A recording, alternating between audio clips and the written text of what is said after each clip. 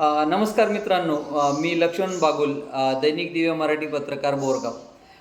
सुरगाणा तालुक्यातील जिल्हा परिषदेतील अनेक शाळांमध्ये कर्मचारी व अधिकारी यांचे दुर्लक्ष आहे.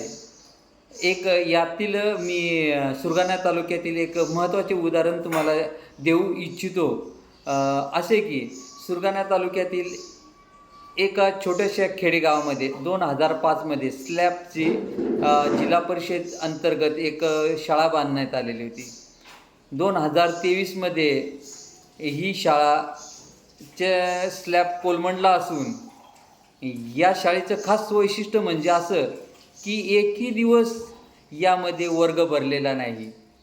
मग हा निधी वाया गेला तर शासनाने याकडे लक्ष देण्याची गरज आहे. याकडे का दुर्लक्ष केले जात आहे हे मी तुम्हाला पुढच्या व्हिडिओमध्ये सविस्तर त्या गावाचे नाव आणि कुठे ही शाळा आहे हे सविस्तर माहिती देणार आहे.